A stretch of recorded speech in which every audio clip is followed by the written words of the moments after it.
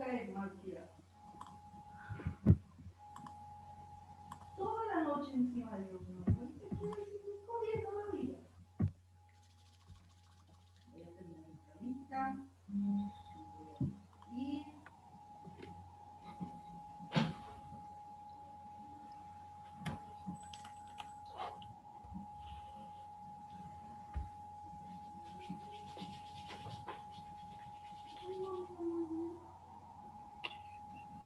gatos feos, ustedes la gata más fea del mundo. ¿Quién es la otra gata más fea del mundo? Kira. No me acuerdo una hora de Martina. Kira.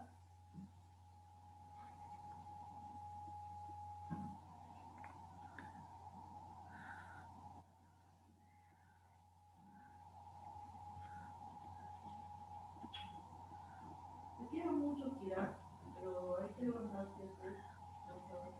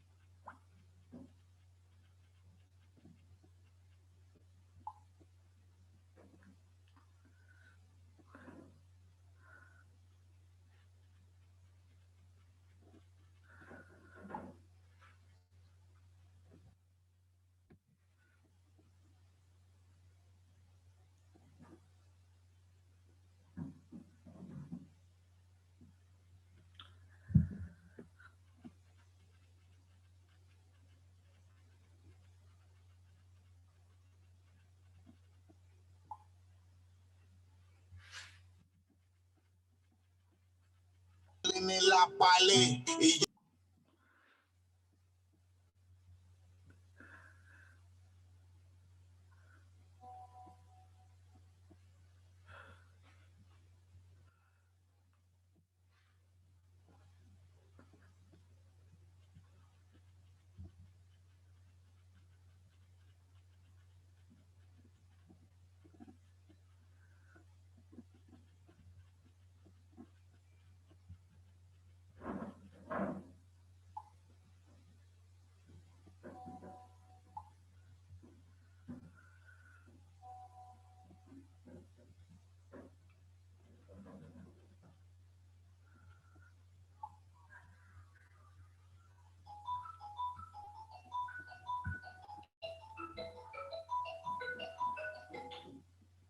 Buenos días.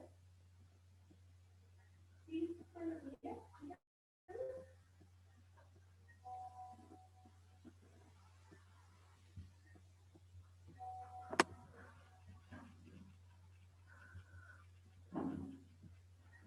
¿Cómo están? Muy buenos días. Sí, justo ayer me llamaron y eso le comentaba que yo apliqué hace bastante tiempo y justo el 20 también me salió otro trabajo.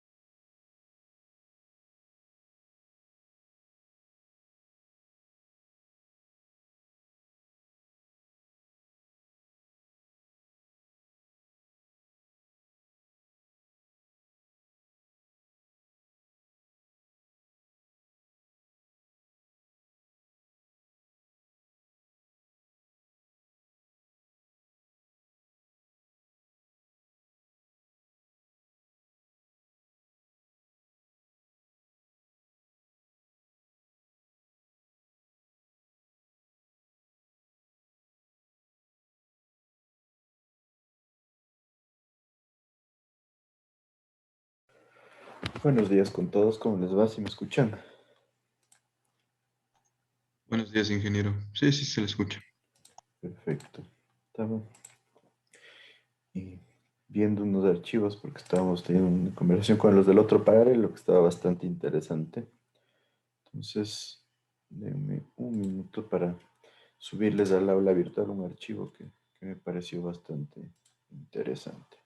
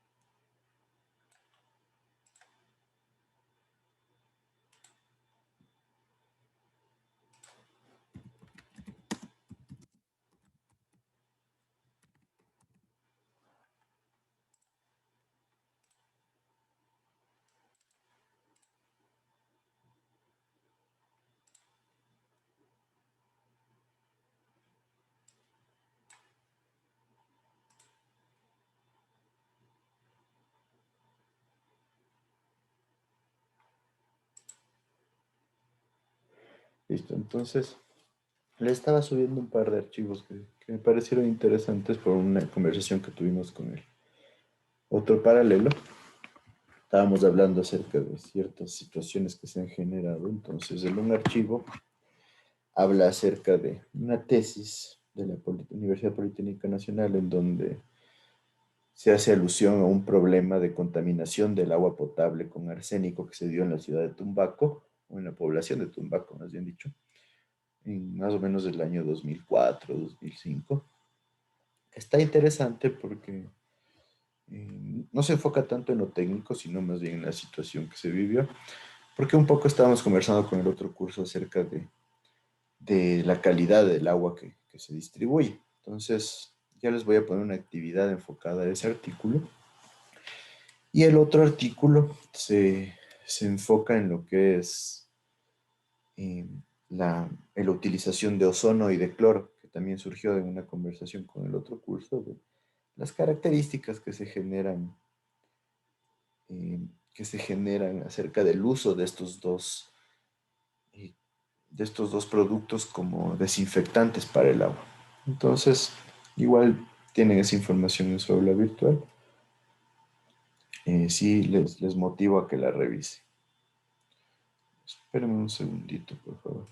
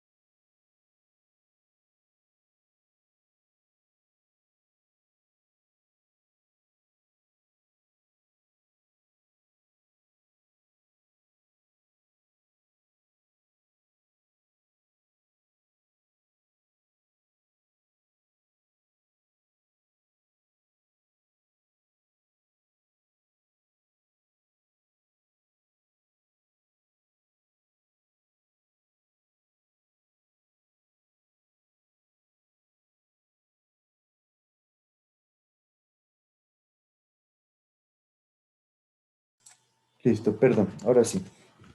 Aquí les he puesto el trabajo número 1 que tenemos que entregar. Estaría estipulado para el día viernes 12 de marzo.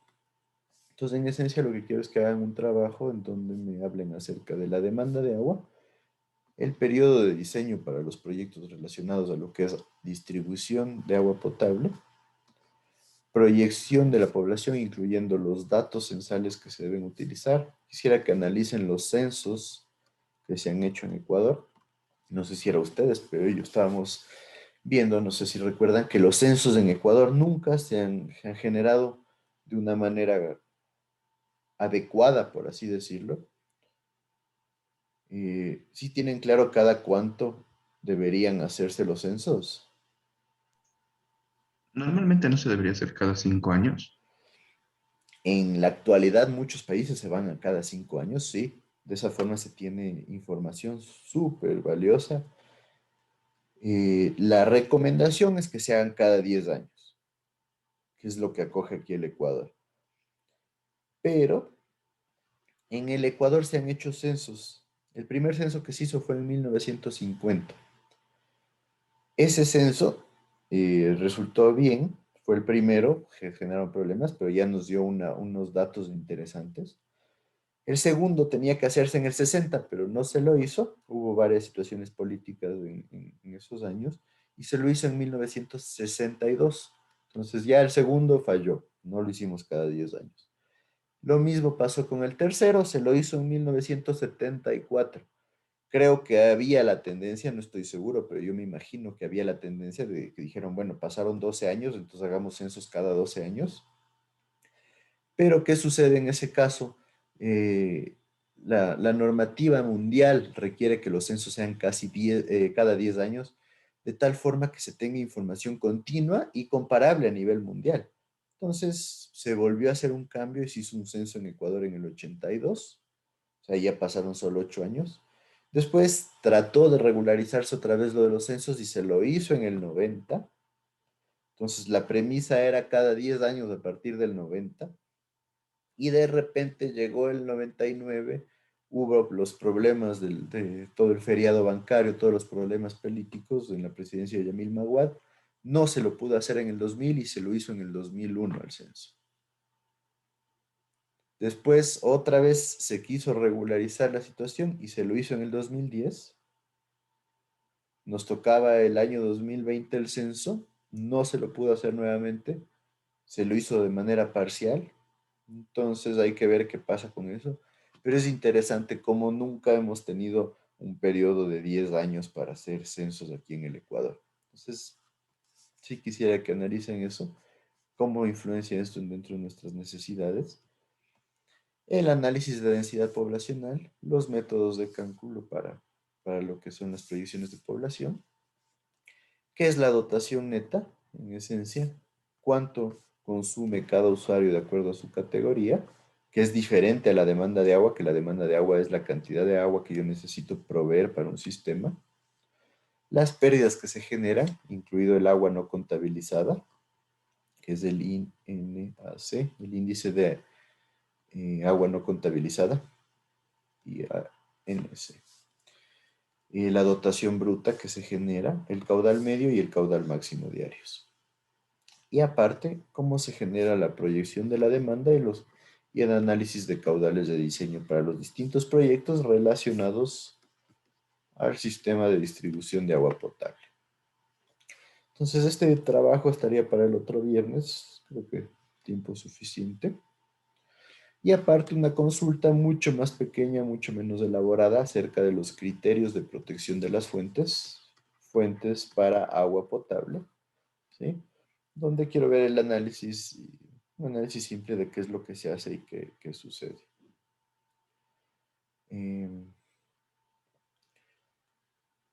Eh, la consulta también en la sección de consultas del día viernes 12 de marzo. En la unidad 2 tienen la sección para el trabajo número 1, por favor, hasta el viernes 12 de marzo también. ¿Alguna duda acerca de esto? La consulta y el trabajo son en los grupos de trabajo, ¿verdad? O la Exacto, en los consulta grupos de es... trabajo que todavía no me mandan de este curso, ¿cierto? Tengo ya subidos al aula virtual los grupos de trabajo de las otras dos materias y ustedes no. No me dijeron ni siquiera quién es el representante, así que ahorita necesito saber eso.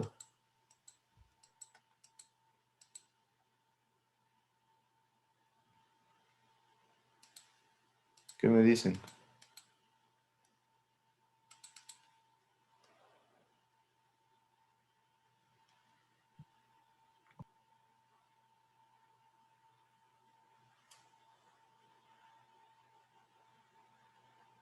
¿Mm? Inge, si desea yo le puedo ayudar. Bueno, entonces ayúdame tú, Yep. Dani. Entonces, por favor, necesito hoy mismo un correo en donde me digan grupo uno, grupo 2, y yo le subo al aula virtual y ahí todos sabemos de qué grupo somos. Y no se olviden todos los trabajos de exámenes, etcétera. Y bueno, si es que llegaran a hacer en grupo los exámenes, realmente no sé qué pase con eso. Pero quiero que coloquen el nombre grupo X, trabajo uno y los nombres. O solo apellidos mejor, para que no sea tan largo. Sí, por favor, necesito que todo me entreguen de esa forma. Si es que alguien no entrega de esa forma, realmente no lo revisaré porque se vuelve muy complicado. A veces me suben 2 o 3 personas de un mismo grupo y tampoco puedo ponerme a ver qué cambia cada entrega. Entonces, por eso es preferible tener esta organización. ¿Sí estamos todos claros? Sí, Ya, Sí, sí. entonces, Dania, me mandas eso hoy mismo, porfa, para tener todos claro con qué grupo estamos. Porfa, analicen bien sus grupos porque después me dicen que no puedo contactarme con tal persona o no viene, no asoma. Y por último, si alguien no hace nada, están en toda la libertad. Si no veo el apellido de alguien en este formato, significa que no hizo nada. También tengan cuidado con eso. El anterior semestre tuve un problema porque no sé si se olvidaron o realmente no hizo nada uno de los integrantes de un grupo y se quedó sin notas. Entonces, para evitarnos cualquier problema, analicen bien eso. ¿Estamos claros? Inge, disculpe, ¿de cuántas personas era el grupo que se puede integrar? Nuestro paralelo es de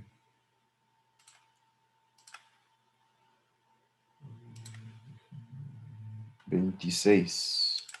Entonces yo les diría, para que no sean demasiados, hagamos grupos de 4 y 2 que sean de 5. Serían 6 grupos, 4 de 4 y 2 de 5.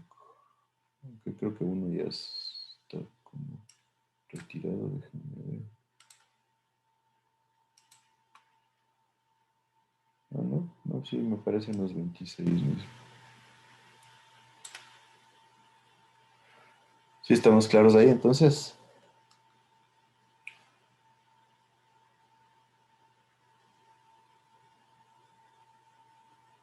Sí, todos. sí, sí.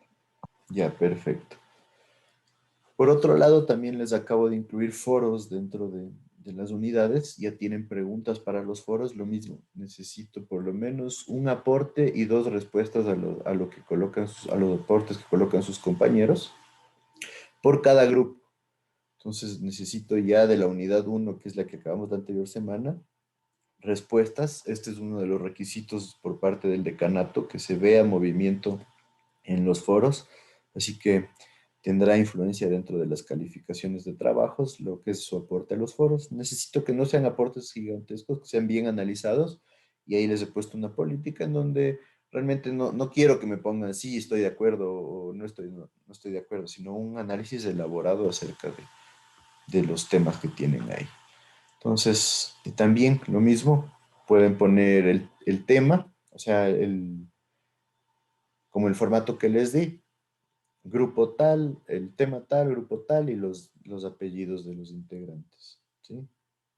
Motívense a estar participando de esa forma para que nosotros tengamos las evidencias suficientes de que ustedes están utilizando el aula virtual.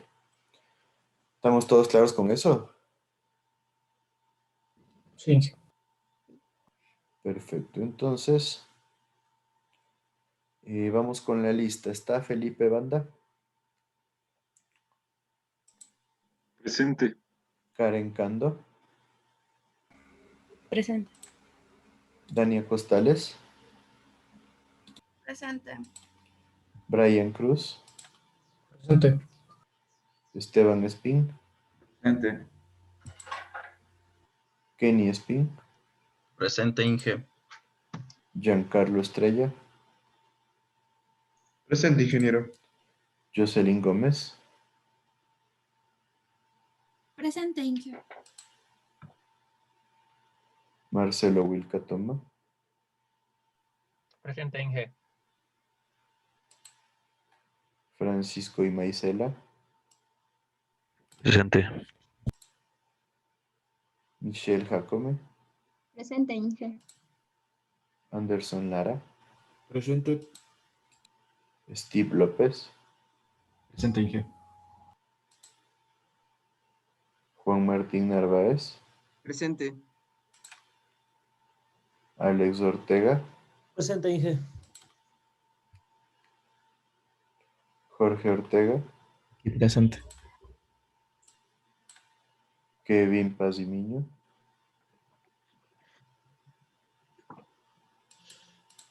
Renato Povea. Presente. Ariel Román. Presente. Roosevelt Romero. Presente, Inge. Marcelo Saltos. Presente, Inge. Kevin Samaniego. Presente, Inge. Brian Solís. Presente, ingeniero. Miguel Veloz. Presente, ingeniero. Ángeles Vera. Y Carlos Zurita. Presente. Perfecto. Entonces,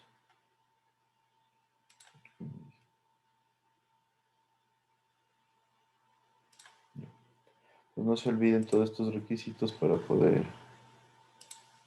y organizarnos sin problema.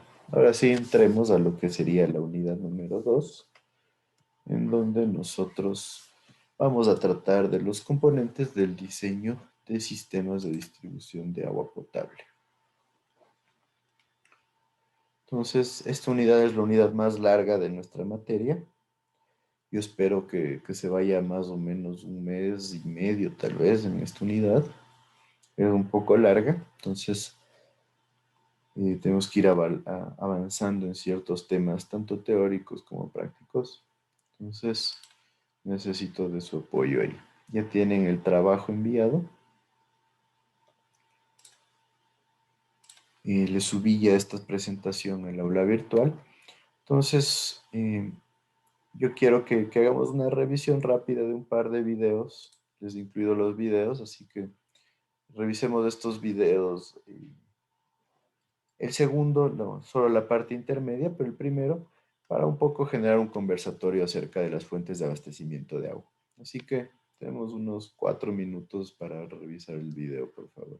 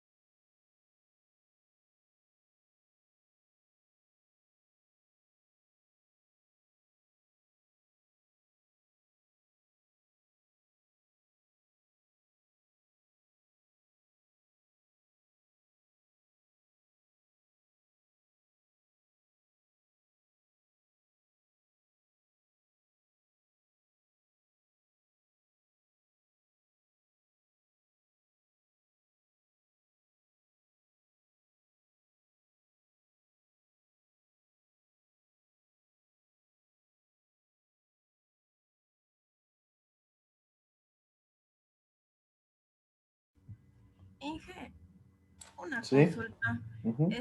La anterior clase nos había dicho que podemos hacer grupos de 5 o 6. Les dije 5 o 6. Sí, ¿Seguro? sí, Inge. Sí, Inge. Por eso ya teníamos armados también. Ah, pero no Ajá, me han mandado. A ver, bueno, mándame de 5 o 6 entonces. ya, gracias, Inge. Listo, ¿ya acabaron de ver los videos?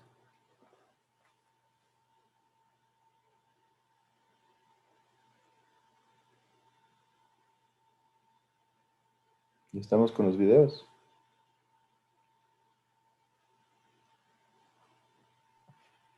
No, Inge, no les proyecto, la verdad. ¿Perdón? No te escuché. ¿Quién me dijo algo? Yo dije que no les proyecto los videos. Usted. No, ya les dije que les puse en la esta. ¿Ya están viendo Ah, el ya, sí. resto? Es que se Sí. genera un montón de problemas con cuando yo les proyecto porque no tienen sonido y es un lío.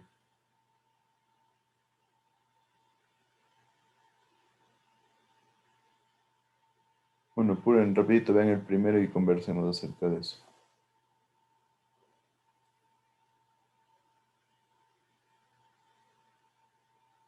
¿Por qué no te callas tú, imbécil? ¿Por qué no subes y me obligas a bajar, payaso? Sí, voy a subir.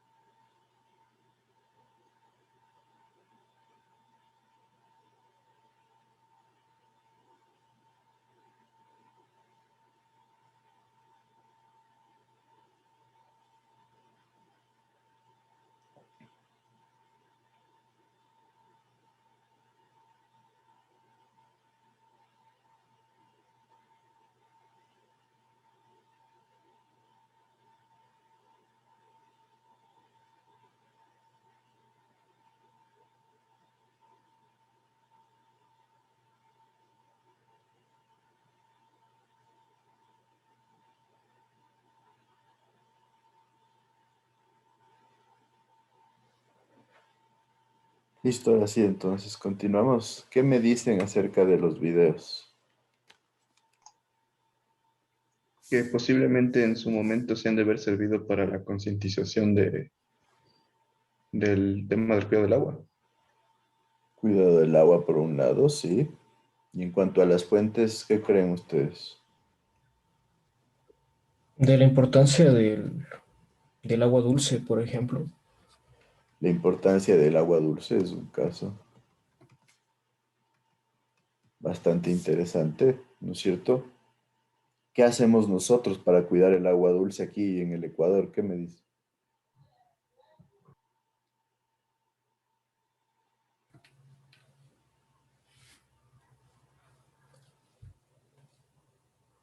no mucho, desperdiciar.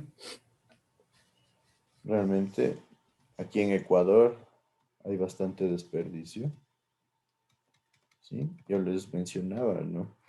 La dotación de agua que nos dice la norma para Quito, por ejemplo, con clima templado, poblaciones grandes, alrededor de 160 litros por habitante por día, la norma. Ya en las investigaciones que hemos hecho se llega hasta 220, 240, 260 litros por habitante por día. Son consumos bastante importantes. Sí, hay que tener en cuenta que algunas parroquias todavía manejan lo que es riego, también con el agua potable, pero igual son consumos súper altos. La norma colombiana menciona consumos en una de las normas colombianas, 125 litros por habitante por día. En otra se habla de los 160 también. Pero realmente consumimos tanto más que Colombia, un 40% más.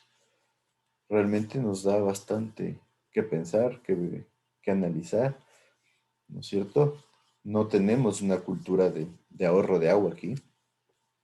Realmente nosotros vemos aquí en Ecuador que no hay campañas de lo que es reducción de consumo de agua, entonces sí se genera un problema. ¿Qué más podríamos decir acerca de esta información? Que bien o mal no se ha podido solventar esa demanda de agua para todas las regiones, porque como lo explicaba en el video, hay personas que viven con 5 litros diarios. Y yo creo que eso es como se trató en la unidad uno, que es un derecho fundamental de todas las personas el tener agua a su disposición. Se debería tratar siempre de que la planificación territorial abarque los servicios básicos para todas las personas. Exacto, es un derecho que no se cumple. Entonces, ¿qué pasa? La gente no está recibiendo en su totalidad agua, peor agua de buena calidad. Entonces, algo se trataba de hacer en ese caso, sí. Por ejemplo, en Quito hubo una prohibición acerca de la generación de nuevos barrios. O sea, Quito ya no puede crecer horizontalmente. En teoría, sabemos que todavía pasa eso, se generan invasiones, se generan crecimientos fuera del régimen legal. ¿Por qué? Porque es demasiado caro abastecer también a tanta dispersión, ¿no? Si ustedes ven ahorita los extremos de Quito, en el lado sur, el sur de Quito ya llega a la quebrada que divide Quito con Machachi, entonces ya no hay a dónde crecer. Si ustedes ven al sur occidente, ya las montañas están empezando a poblar en el lado del sur. En el sur oriente, la Simón Bolívar, que es el límite, ya colinda con urbanizaciones grandes, ¿no es cierto? Tenemos ahí esta urbanización del sur, San Martín, que es súper grande, ya colinda con la Simón Bolívar. La otra que ¿cómo se llama? Jardines de algo, también es gigantesca, ya colinda con la Simón Bolívar, entonces ya no hay crecimiento posible por ahí. Van al valle que está más abajo, el valle ya está colindando con el Parque Metropolitano del Sur. Por el otro lado ya tenemos a Maguaña, que lo mismo ya está llegando a las zonas límites de Quito. Si subimos, vemos que el Valle de los Chillos también es poblado totalmente hasta Sangolquí, la zona de la Merced ya está poblada en su mayoría, la vía E35 ya colinda con bastantes zonas pobladas, ya la zona de Pinta ya prácticamente se está uniendo a la urbe, y si siguen más allá pasa lo mismo en el otro valle, en Pifo ya tenemos un montón de urbanizaciones, ya se venden terrenos de 100 metros cuadrados en Pifo. Eso significa que se está ya generando vivienda masiva. Entonces, abastecer de servicios básicos a todas estas poblaciones se vuelve muy caro. Eso llevó a que se prohíba la generación de nuevos barrios en Quito. Hay que ver cuál es el resultado. Yo les hablaba también del proyecto que hay de que la ciudad crezca en altura. Es un proyecto que puede ser bueno, pero hay que tener cuidado de que no se produzca un colapso de los servicios básicos. Entonces, también un componente influyente ahí. ¿Qué más me dicen acerca de las fuentes de abastecimiento? ¿Qué tipo de fuentes manejamos nosotros? Por lo general lo que se generan de los deshielos del Cotopaxi y todo eso, lo que viene ahí de un poco de aguas subterráneas y también lo que es este tema de lo que se coge de los ríos. O sea, ahí se entra el agua y se potabiliza todito el Sí, sistema. exacto, ¿no es cierto? Nosotros tenemos varias fuentes.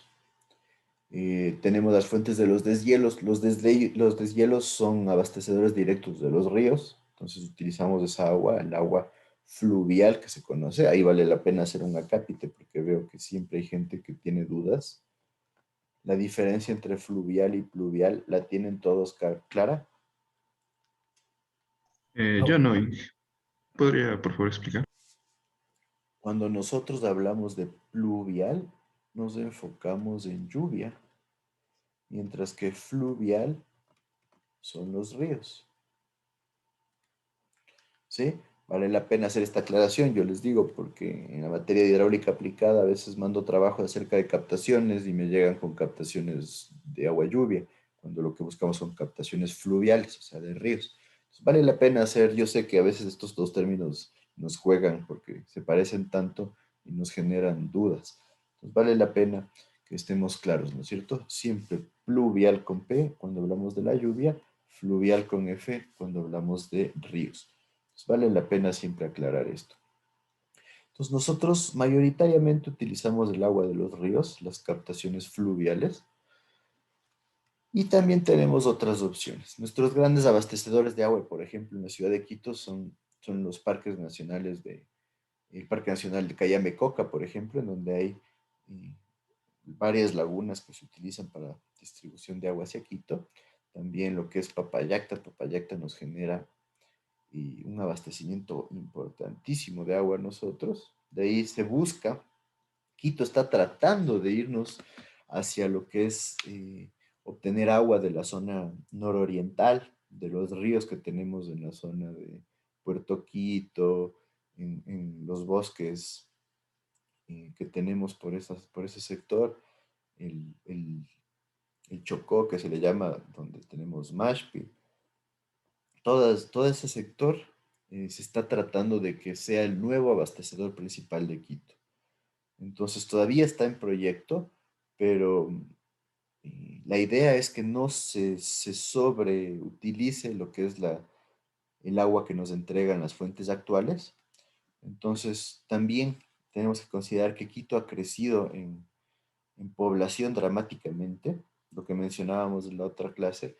em, Siempre Quito fue una ciudad de menor población que Guayaquil y ahora algunos dicen que ahorita ya nosotros tenemos mayor población que en Guayaquil, otros dicen que el próximo año ya se generará el incremento de población respecto a Guayaquil.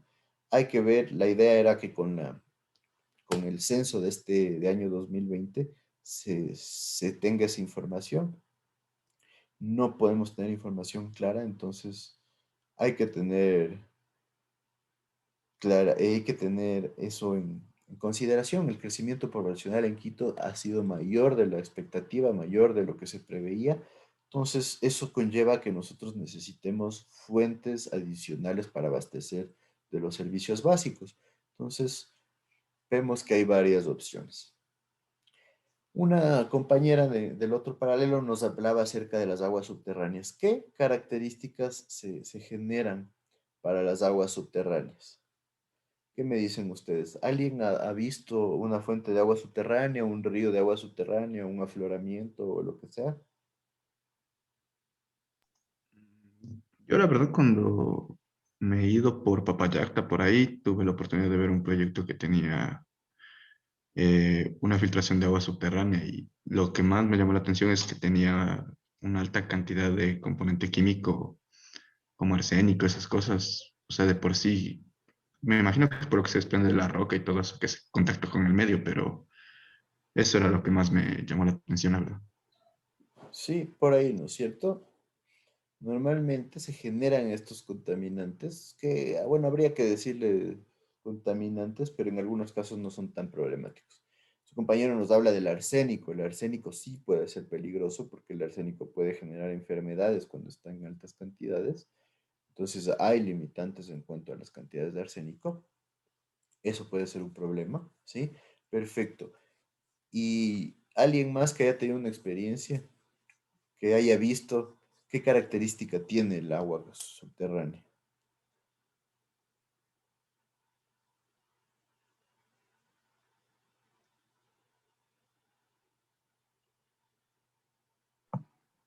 La temperatura. ¿Por qué la Eh, temperatura? Porque por el hecho de que se mantiene debajo, entonces supongo que es constante, ¿no? ¿Más o menos crees que sea temperatura baja o alta? Mm,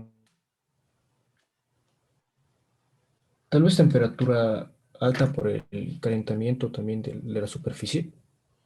Bueno, en ese caso depende de dónde salga Sí. esa agua, ¿no? Perfecto. Puede haber agua subterránea fría, normalmente va a ser fría, pero puedes tener temperatura alta en el caso de que estemos cerca de una terma, por ejemplo, lo que pasa aquí en la zona del Ilaló.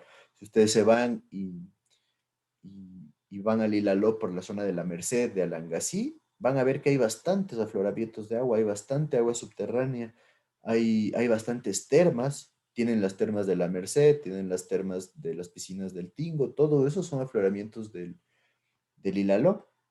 Entonces es el lugar más cercano donde ustedes pueden ver toda esta situación. Entonces puede haber agua, sí, con temperatura alta, pero eso se debe más a la afectación de componentes geotérmicos. Pero normalmente el agua subterránea es de temperatura baja, temperatura fría, ¿sí? ¿Por qué? Porque el contacto con el suelo genera este enfriamiento. Pero entonces nadie ha visto un río subterráneo o nadie se ha metido a una caverna de aguas subterráneas o algo por el estilo.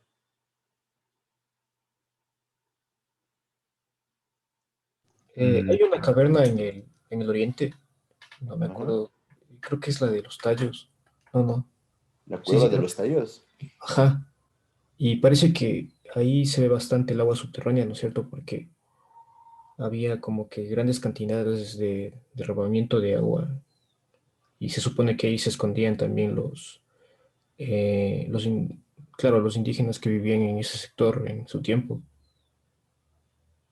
Perfecto, sí, la verdad no conozco la cueva de los tallos, está dentro de las cosas que quiero conocer aquí en el Ecuador, pero realmente sí, es una cueva que tiene una profundidad importante y que tiene una prolongación bastante importante, inclusive se dice que no se conoce hasta dónde llega la cueva de los tallos, y sí, tiene lo que son afloramientos de agua subterránea, perfecto,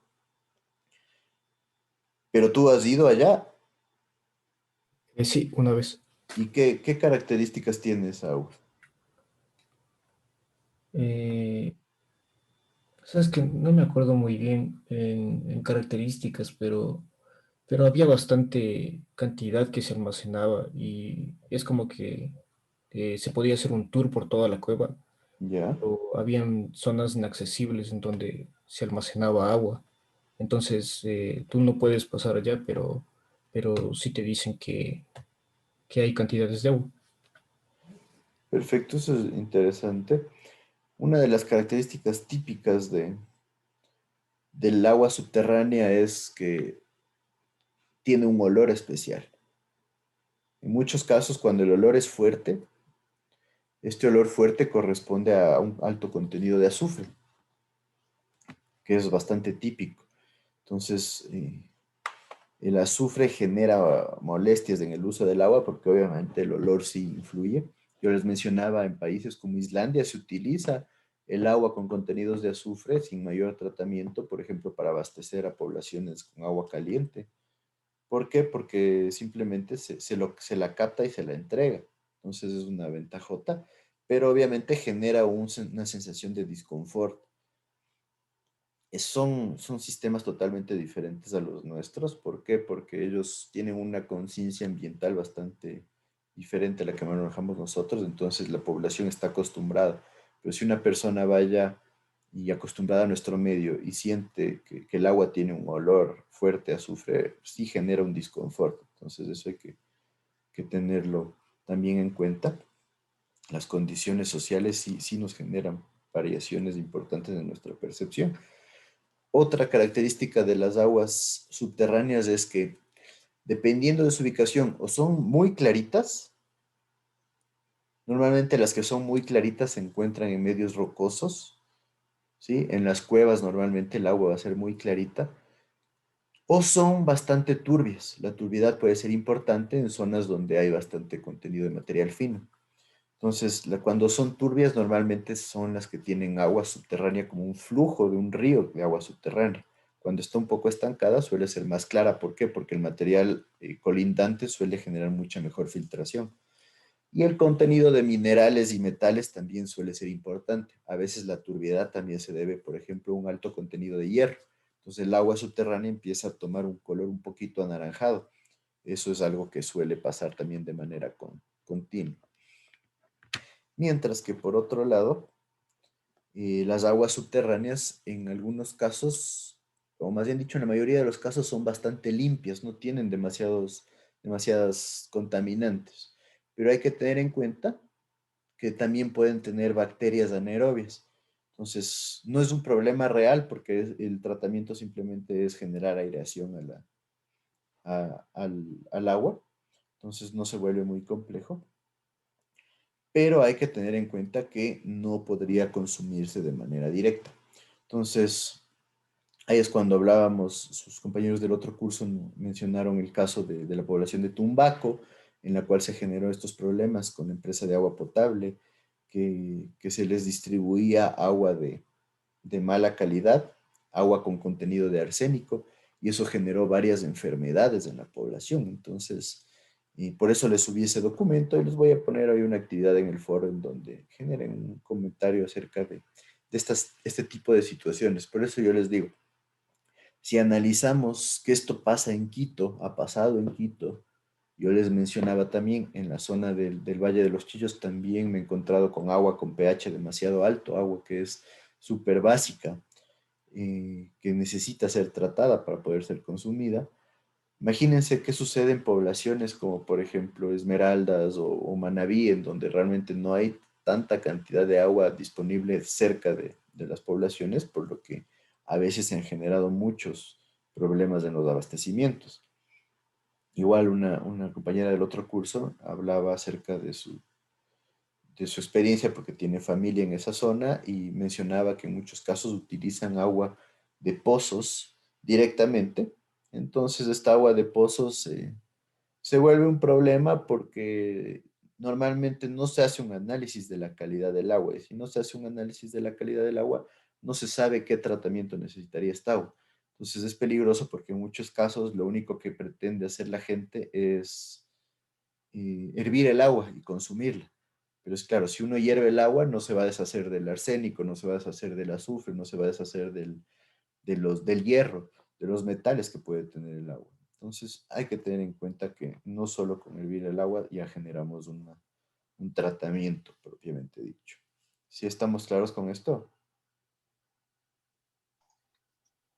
Creo que sí. Entonces son situaciones que hay que considerarlas porque pasan un montón. Ahora, nosotros tenemos dentro del análisis de los abastecimientos de agua, hay que tener en cuenta tres parámetros principales. ¿Cuáles son estos parámetros? La cantidad de agua, la calidad de agua y la localización de la fuente de agua. Entonces, ¿cómo influyen estos tres parámetros? Pues la cantidad de agua influye debido a que nosotros debemos ser capaces de garantizar que el caudal que estamos entregando sea suficiente para el abastecimiento. O sea, que tengamos una cantidad de agua suficiente para que el abastecimiento se cumpla de manera adecuada. Por otro lado, cuando hablamos de una fuente de abastecimiento no regulada, nosotros debemos tener claro que el caudal que manejamos sea superior al caudal de diseño del proyecto. O sea, en esencia, lo que maneja la fuente sea más que lo que necesita el proyecto en cualquier época del año. Entonces, el análisis debe ir por época de estiaje. ¿Cuándo es donde tenemos menos cantidad de agua? Entonces, en esa época nosotros analizamos que la cantidad de agua que necesita el proyecto sea menos, perdón, que la cantidad de agua que nos entrega la fuente. Entonces, de esa forma garantizamos un suministro continuo. Esto va dentro de los criterios de calidad, ¿no es cierto? Los criterios de calidad para lo que es el abastecimiento de agua potable. Aquí en Quito se trata de manejarlo por ese lado. Como les digo, hay un montón de falencias, eso también hay que tenerlo claro, pero por lo menos hay planificación en ese caso. Y también en cuanto a cantidad, nosotros debemos generar o realizar estudios hidrológicos para poder establecer las curvas de duración de caudales para corrientes superficiales o por otro lado lo que se conoce como pruebas de equilibrio para fuentes subterráneas. ¿Qué es una prueba de equilibrio? Es un análisis en donde nosotros identificamos cómo se genera la recarga de los acuíferos. Vemos la gradiente con la cual se genera el movimiento de aguas subterráneas y la cotejamos con la captación. ¿Cuánta agua estamos captando? Y de esa forma nosotros podemos identificar cuál es el máximo de caudal que podríamos captar nosotros de la fuente de abastecimiento subterráneo. Entonces, es bastante importante este análisis y créanme, yo veo que en la mayoría de casos no se genera este análisis de las pruebas de equilibrio y esto es lo que puede llevar a que nosotros generemos un problema ya en los acuíferos, nosotros generemos un desabastecimiento de agua debido a que no se produce una recarga suficiente en el acuífero. Entonces, hay que tener esta situación muy clara, ¿sí? Yo les digo, la mayoría de veces, como no sabemos, no tenemos un criterio bien formado acerca de la cantidad de aguas subterráneas que se manejan, se puede volver un problema importante. Entonces, por otro lado, ¿recuerdan ustedes qué son las curvas de duración para los ríos?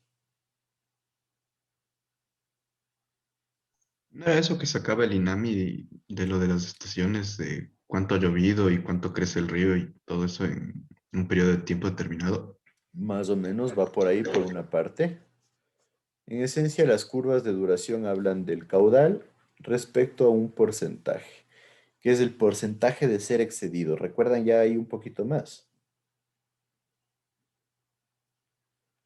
Entonces, una curva típica de duración viene más o menos así, por decir 200 metros cúbicos por segundo para un río, el 5%, y digamos el 90%, un caudal de 50 metros cúbicos por segundo. ¿Recuerdan estas curvas?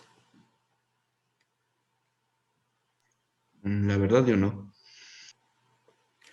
¿Nadie? Esto es hidrología. No mucho. ¿Qué sucede en esencia? Estas curvas de duración nos tratan de indicar cuál caudal es excedido en qué porcentaje de veces.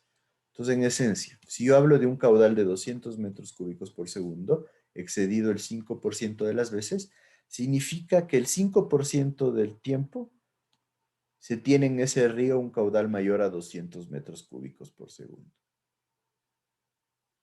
Mientras que el 90% del tiempo se tiene un caudal mayor o igual que 50 metros cúbicos por segundo.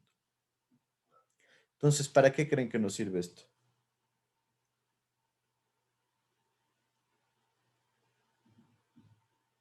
Podría ser para dimensionar la cantidad de agua que va a utilizarse o que se le va a destinar a una población determinada para que no se exceda y eso. Más o menos por ahí sí. Nos sirve para determinar, en esencia, cuál es el caudal mínimo, cuál es el caudal máximo y cuál es el caudal promedio, que son datos importantes en el análisis de la dotación de agua y la demanda de agua que se puede abastecer con un río. Entonces, ¿qué pasa? Normalmente nosotros nos enfocamos en el Q90, que es el caudal del 90%. Entonces decimos, si el 90% se iguala o se vence este caudal, 90% de las veces, nosotros podemos decir que prácticamente todo el tiempo contamos con este caudal. Entonces, por ejemplo, en centrales hidroeléctricas, de esta forma nosotros decimos que la energía que se genera con este caudal Q90 es la energía que siempre se va a tener en la central hidroeléctrica, pase lo que pase. Esa se llama energía firme. Por otro lado, este es el caudal que nosotros le podemos tomar como caudal mínimo para el análisis de un río. Entonces, de esta forma decimos, ¿qué caudal siempre va a haber en el río? Pues el Q90. A veces se usa también el Q95, eso ya depende de ustedes como diseñadores. Y acá tenemos el 5% de probabilidad de excederencia. ¿Qué significa eso? Que es un caudal que no se va a exceder de manera común. Entonces, este caudal va de la mano con el análisis del caudal máximo que se maneja en el río. Entonces, si recuerdan ustedes, ¿qué pasa? Estas curvas van a variar en función del periodo de retorno. Entonces se genera una gama de curvas en donde esta tendrá un periodo de retorno de 100, la otra de 50, la otra de 25, etcétera, etcétera. Entonces, de esta forma nosotros podemos ir definiendo cuál es el periodo de retorno utilizado para el proyecto, que dependerá de la importancia del proyecto y del tipo de proyecto, y por otro lado, cuáles van a ser los caudales máximos, mínimos y promedio para el diseño del sistema. ¿Sí me siguen con esto? Sí. Ya. Bueno, ya han sido las 10, tomémonos unos 3 que 4 minutitos para que no se vuelva tan cansado. Ok.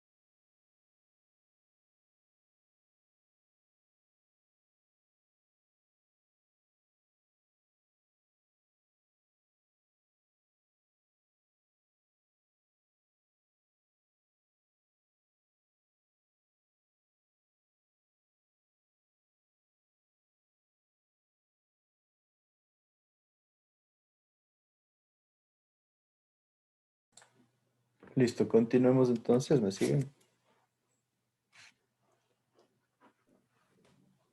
Inge. Ya, perfecto. Entonces ahora nos habla de la calidad. Nosotros debemos garantizar que el agua que sea entregada para el consumo cumpla con los estándares mínimos permitidos de calidad. ¿Dónde están esos estándares? En la norma INEN que cambió y ahora es la NEC, la norma ecuatoriana de la construcción. ¿Sí? Algunos todavía le llaman el Código Ecuatoriano de la Construcción. Ahí es donde están los criterios, ¿sí? Específicamente en la parte que nos habla acerca del diseño de sistemas de abastecimiento de agua y alcantarillado para poblaciones mayores a 1000 habitantes. Entonces, ahí tenemos los criterios mínimos de calidad. ¿Qué pasa con los criterios mínimos de calidad en el Ecuador? Se dice que son muy flexibles, no son muy estrictos. Normalmente, si se los compara con los de Colombia o los de Perú, realmente los estándares son un poco más bajos, entonces no hay demasiados requisitos y suele haber el comentario de que eso da pie a que no haya una calidad buena del agua en muchos casos. No les digo en todo lado, pero en algunos casos sí genera esa posibilidad. Entonces hay que tener clara esta situación dentro de los análisis y los diseños que se hagan. Por otro lado, dentro de lo que es los cuerpos de agua ya en la naturaleza, nosotros no encontramos por lo general una buena calidad de agua, ¿sí? ¿Por qué? Porque no puede ser directamente consumida por los humanos, especialmente teniendo en cuenta situaciones como que los animales generan contaminación. Nosotros tenemos lo que son las descargas de agua servida cerca de las fuentes de agua o en las fuentes de agua. Propiamente aquí en el Ecuador no generamos un tratamiento de agua. Yo les decía, el 8% del agua es tratada, es prácticamente nada. Entonces se genera un problema grave en ese caso. Entonces es necesario generar un tratamiento para entregar agua de buena calidad.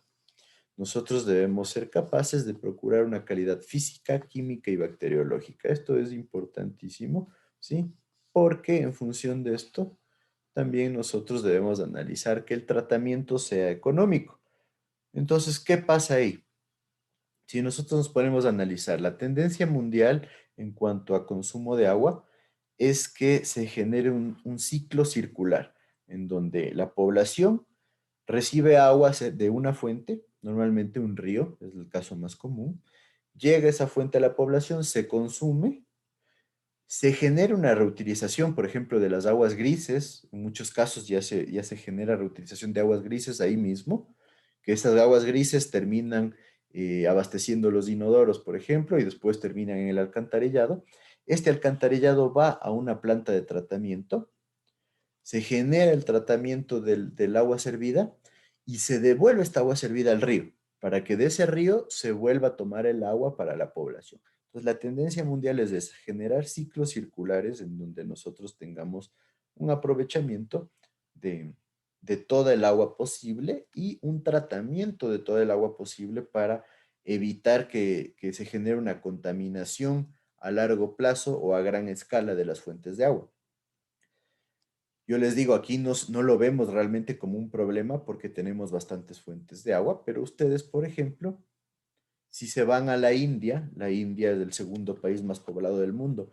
En la India se sienten orgullosos que probablemente para el 2023 o 2024 se conviertan en el país más poblado del mundo, ¿sí? Sobrepasando a China en población. ¿Por qué? Porque todavía no hay políticas de control de natalidad en la India. Todavía hay familias de 8, 10, 12 hijos. Entonces, en una población tan grande se vuelve un problema. Y ustedes ven el río Ganges, que es el río principal de la India, es uno de los ríos más contaminados del mundo. Me parece que está entre los 5 ríos más contaminados del mundo. Y realmente genera una sensación de inseguridad del agua del río Ganges. Si ustedes llegan algún día a ver esa agua del río Ganges, es un río bastante sucio. A ratos ya se vuelve asqueroso, porque inclusive ellos tienen la filosofía de que es un río sagrado. Entonces, como es un río sagrado, se genera crematorio de personas en el río. Realmente lo que se ve en las películas de que queman a los cuerpos y les botan al río es realidad.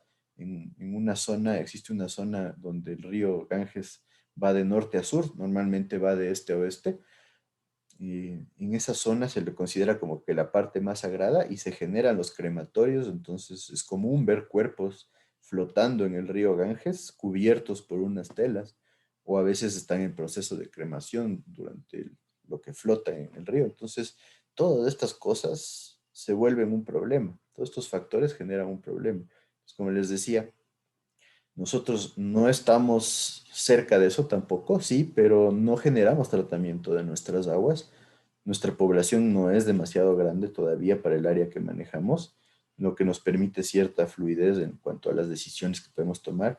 Pero realmente si dejamos que el problema de no tratar agua se mantenga a largo plazo, nos va a cobrar factura y va a colapsar en cierto tiempo. Entonces hay que tener todas esas situaciones muy claras y dentro de consideración en todas las decisiones que se tomen. Y por otro lado, la localización es importantísima. ¿Por qué es importante la localización? Por el hecho de que la fuente de agua tiene que estar en un punto de tal forma que la captación y la conducción de agua sean tanto técnica como económicamente factibles. O sea, que no nos resulte demasiado caro el transporte ni tampoco la conducción hacia el tratamiento. Entonces, es importante que consideremos los puntos altos y cercanos a la fuente de agua para generar lo que es el abastecimiento. ¿Por qué punto alto?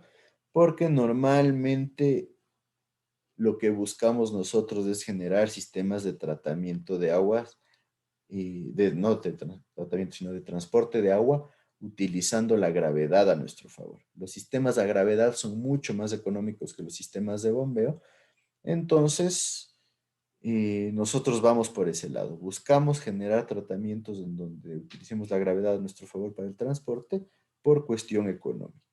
Entonces, alguien me preguntaba en el otro curso, ¿qué pasa en las zonas planas? En las zonas planas hay que tener en cuenta que normalmente se necesita ya lo que es inclusión de bombas, pero la inclusión de bombas puede ir de varias formas. Por ejemplo, mediante un tanque de almacenamiento.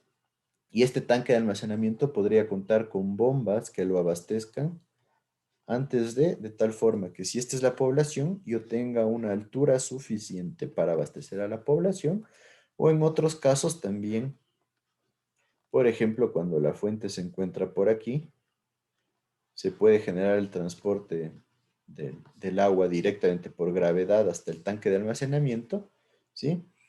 Y después, digamos, si la población se encuentra por acá,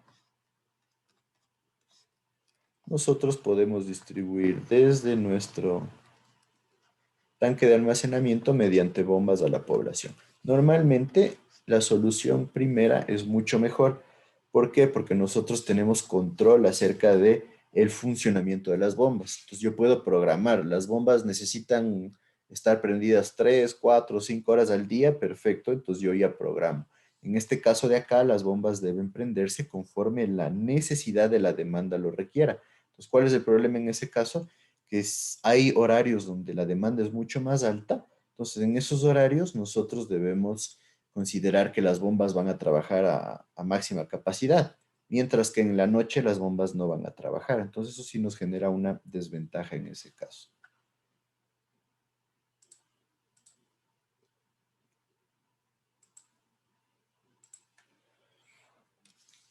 Hay que tener en cuenta ciertos datos considerados como importantes, en donde se nos dice que se requiere garantizar un suministro de agua continuo, ¿sí? Que no haya intermitencia. Nuevamente, aquí en el Ecuador tenemos un derecho al agua, pero podemos ver que en la zona de Durán, por ejemplo, todo el tiempo se escucha la noticia de que nuevamente Durán sin agua potable. Nuevamente están generando cambios en lo que es el sistema de agua potable. Entonces se vuelve un problema. Eso genera disconfort en los usuarios y eso es uno de los puntos críticos en lo que es la calidad del abastecimiento de agua potable. Sabemos que se puede contar tanto con aguas superficiales como subterráneas. Sabemos que las fuentes de menor calidad necesitan mayor inversión para el tratamiento. Esto es importante, entonces hay que tenerlo muy en cuenta. se necesita siempre realizar una evaluación técnica económica para garantizar cuál es la fuente adecuada, teniendo en cuenta nuevamente cantidad, calidad y la localización. Entonces, es uno de los factores más importantes a tener en cuenta. Por eso hago tanto hincapié en esto.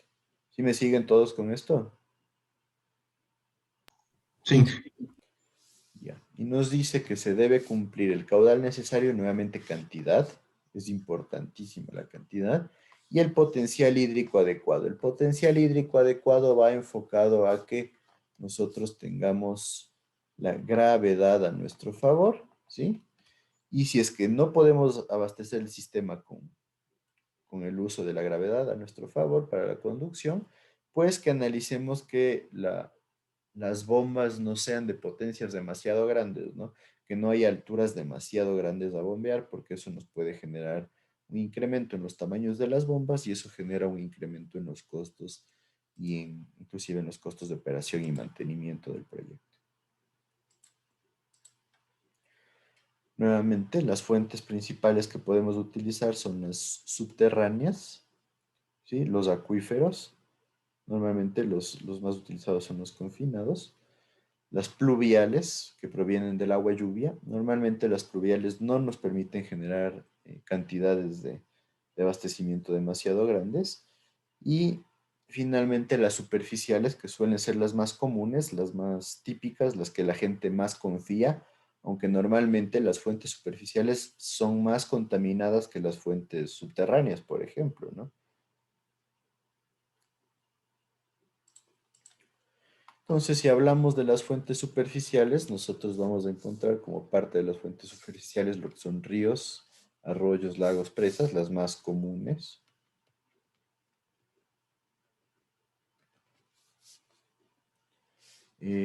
Nosotros tenemos la facilidad de suministrar agua por medio de la gravedad. Esto es importante. Obviamente en las fuentes subterráneas se vuelve difícil generar abastecimientos por medio de la gravedad y esa es una de las desventajas principales. Siempre se necesita bombas. Existe un mayor riesgo de contaminación y afectación de la calidad del agua. ¿Por qué? Porque hay descargas de aguas servidas en todas las fuentes. Nosotros nos vamos a encontrar con descargas de aguas servidas. Tenemos zonas industriales. Lamentablemente, aquí en el Ecuador no hay un buen control. Eso creo que todos lo tenemos súper claro. Entonces, si no hay un buen control, eso nos da lugar a que haya abusos, en la que haya falta de cumplimiento de las normativas. Por ejemplo, aquí en Ecuador es norma que las industrias medianas y grandes cuenten con tratamiento de agua, pero realmente yo diría que no hay un buen control acerca de qué tanta calidad mantiene este tratamiento. Entonces ahí tenemos un punto débil. Nosotros necesitamos un tratamiento, pero sí, ¿qué calidad se desfoga? Realmente, si no hay control, no se sabe y eso genera un problema. No se generan normalmente cantidades de muestras o tomas de muestras importantes que nos permitan tener conocimiento clave en ese caso. Entonces genera un problema. Y por otro lado, las industrias pequeñas no son bien controladas. Si ustedes se van, por ejemplo, algo que se podría considerar una industria pequeña son las lubricadoras donde se hace cambio de aceite. ¿Qué sucede? ¿Qué me dicen ustedes acerca de eso? ¿Cuál sería su percepción? Que eso nadie le da un tratamiento a lo que sacan de los carros antiguos y solamente botan directo a la alcantarilla, prácticamente. Exacto. Bueno, ahora ya en las grandes al menos sí les molesta, porque legalmente ellos tienen que guardar el aceite quemado en tanques y este aceite quemado tienen que enviarla a que se genere un tratamiento del aceite quemado y con ese tratamiento ya se cumple el proceso. ¿Qué pasa ahora? Algunos cogen el aceite quemado y lo utilizan en otras cosas. Por ejemplo, a veces nos lo venden a nosotros los constructores. ¿Por qué? Porque nosotros a veces utilizamos aceite quemado para los encofrados, por ejemplo, cuando no son vistos. Cada vez esa práctica se ha ido disminuyendo, pero todavía pasa. Por otro lado, a veces se la entrega a ciertos a ciertas industrias que requieren el aceite quemado, igual para procesos de lubricación o para cualquier tipo de proceso industrial. Y otras veces, cuando ya no saben qué hacer, ¿qué sucede? Le botan a la alcantarilla. Y eso es uno de los actos más criminales que puede haber aquí en nuestro medio realmente, que se bote el aceite quemado a la alcantarilla, porque un litro de aceite es capaz de contaminar, me parece que son 1000 metros cúbicos de agua. Entonces, eso genera un problema gravísimo y no hay control. Ustedes ven, la mayoría, ¿qué pasa? Están cambiando el aceite, se chorrea el aceite al piso y va directo a un desagüe. Entonces, ese desagüe va a la alcantarilla, no hay ningún tratamiento. ¿Y qué sucede?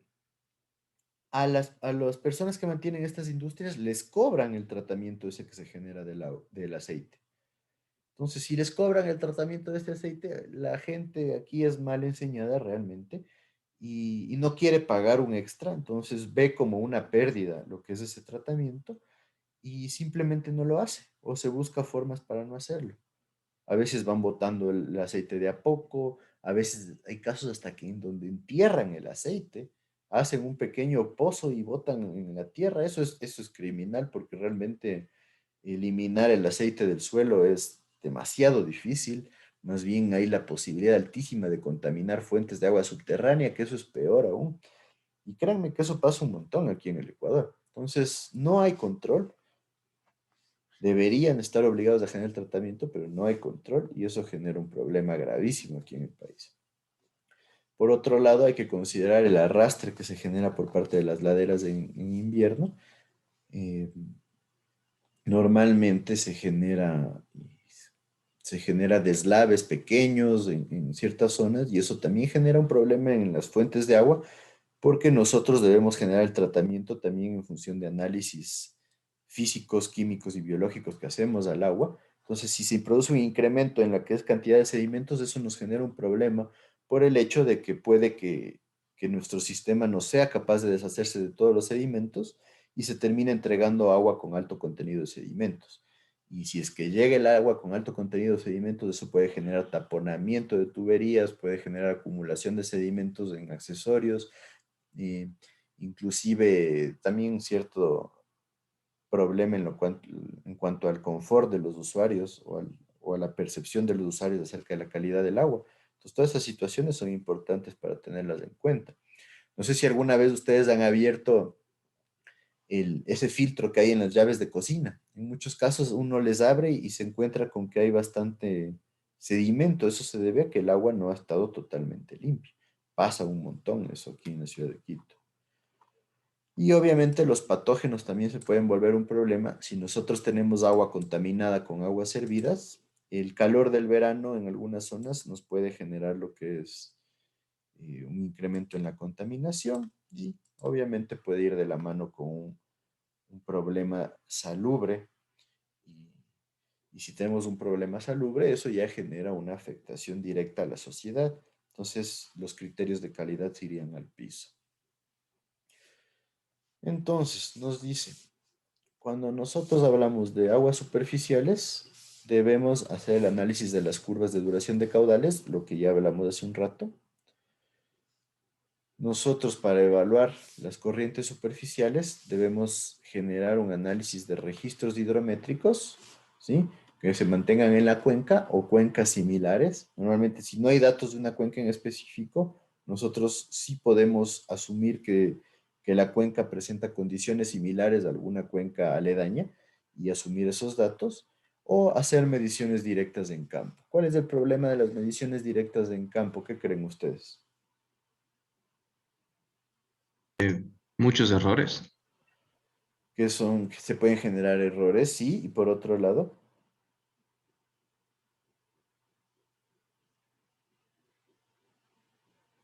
requieren demasiado tiempo y recursos, ¿no? Recuerden que las mediciones en campo necesitarían que estén personas ahí generando las mediciones 1, 2, 3, 4 veces al día, dependiendo de los datos que nosotros queramos. Entonces, necesitamos tiempo porque normalmente se piden datos que tengan por lo menos un mes de validez. Entonces ya se requiere un mes teniendo personas generando la toma de datos y aparte que nosotros necesitamos una base, ¿no? Si no hay una base para corroborar nuestros datos, por ejemplo, datos similares de una cuenca, como les decía, nosotros podemos decir, bueno, esta cuenca se parece, tomamos nuestras muestras y si no nos coinciden, nos va a tocar tomar otras muestras, entonces se vuelve un problema. Hay que tener eso en cuenta. Siempre nos da lugar a dudas y a problemas en cuanto a costos y a planificación, porque normalmente el problema de los organismos aquí es que buscan que sea más barato y más rápido, porque tienen los presupuestos apretados, porque tienen que usar el presupuesto urgente y cosas por el estilo. Y eso sí genera a veces la toma de decisiones incorrectas, por así decirlo. Entonces, eh, también se suele hacer medición directa, por ejemplo, con medidores partial. La ventaja de los medidores partial es que nosotros podemos tener una medición bastante acertada con poco personal. Por otro lado, podemos tener vertederos donde realmente es preferible utilizar un medidor partial antes que un vertedero cualquiera.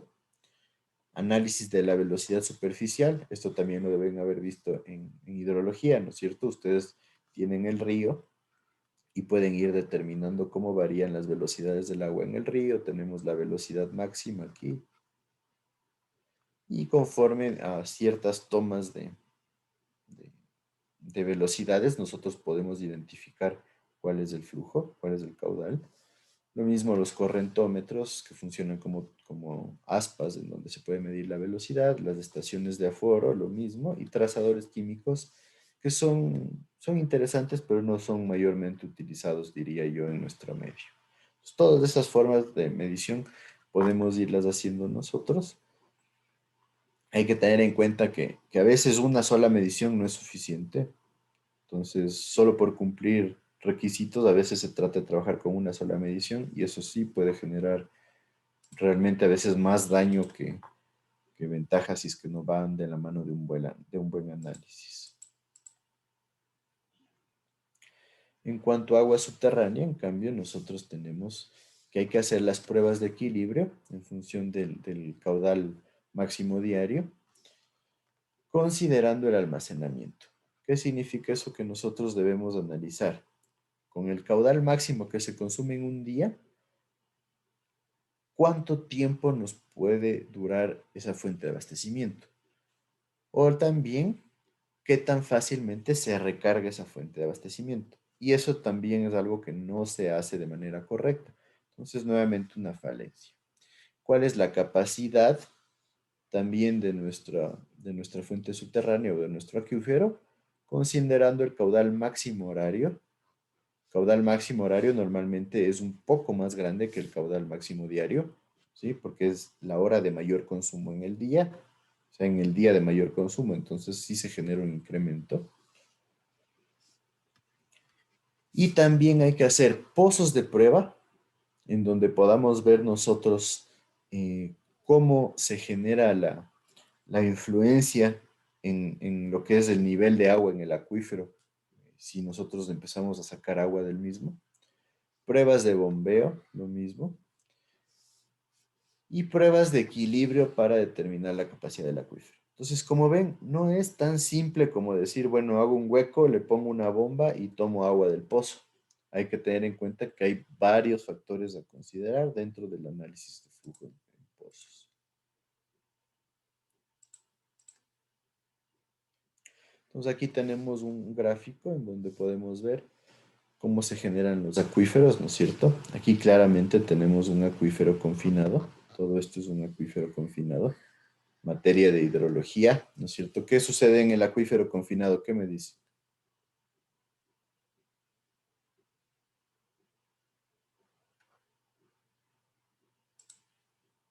A ver, ¿qué me dice Brian Solís?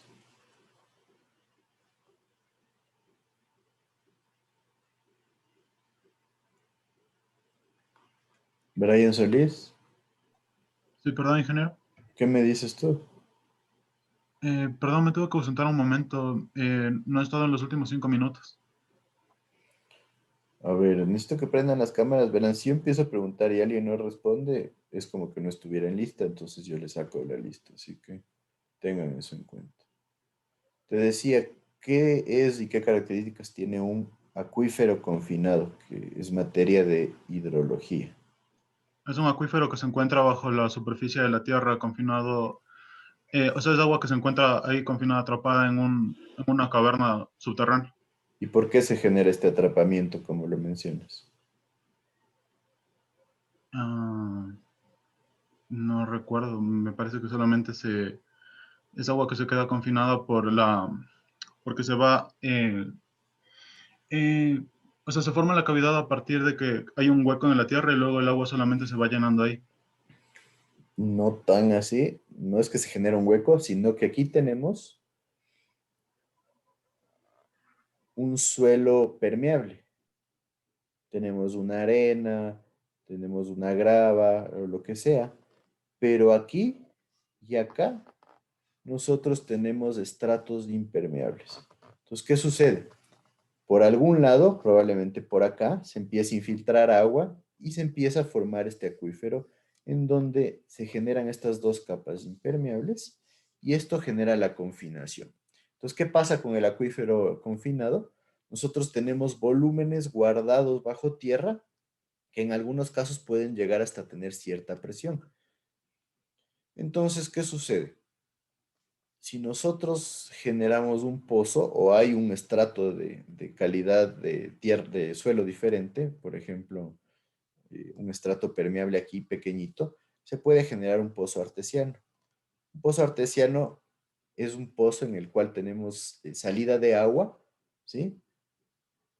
Pero que no se debe al nivel freático, sino a la existencia de un acuífero confinado. Entonces, si nosotros abrimos un hueco aquí, podemos tener un nivel de agua alto y fácilmente podemos tomar esa agua. Entonces, hay que tener cuidado en no confundir un pozo artesiano con un nivel freático alto.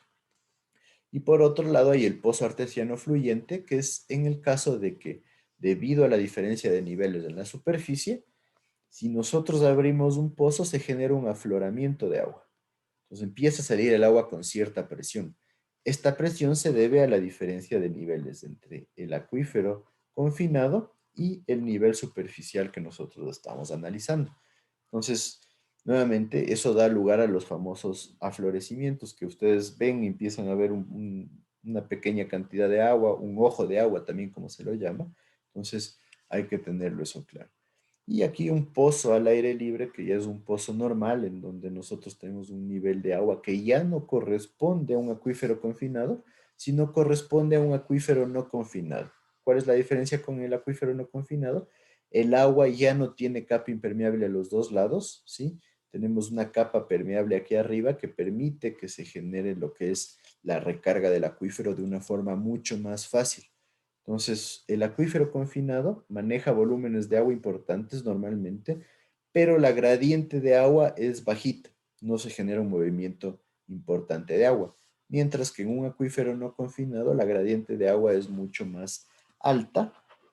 Eso permite que la recarga y el movimiento de agua sea más alta. Y lo mismo, el acuífero no confinado normalmente también genera alimentación al flujo de agua en los ríos, ¿sí? Debido a que normalmente pasan ríos por estas zonas, se produce un incremento en el flujo de agua del río debido a la acción del acuífero no confinado. ¿Sí estamos claros ahí? Inge, Ajá. ¿existen pozos artesianos naturales?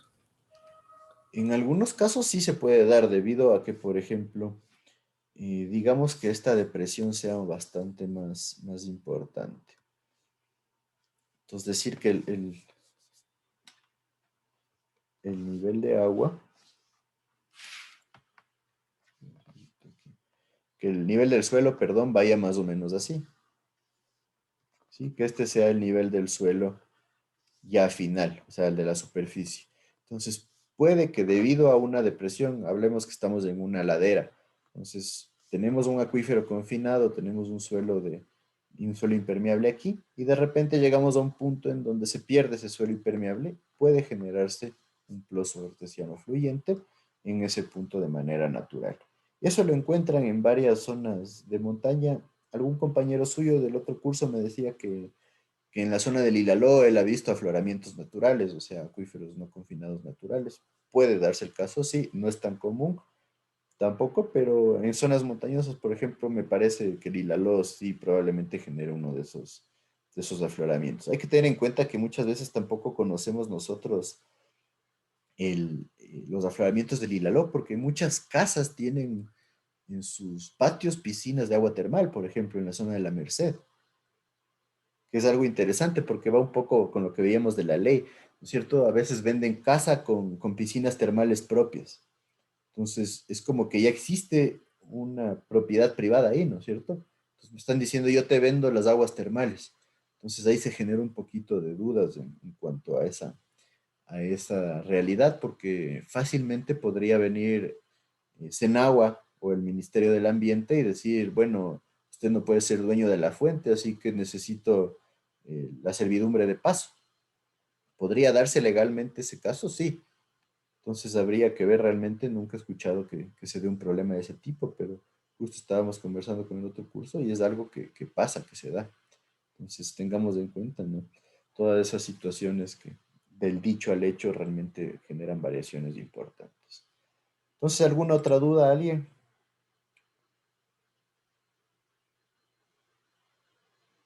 Si no hay dudas, podemos quedar ahí. He avanzado un poco más que con los del otro paralelo, entonces no me quiero adelantar demasiado.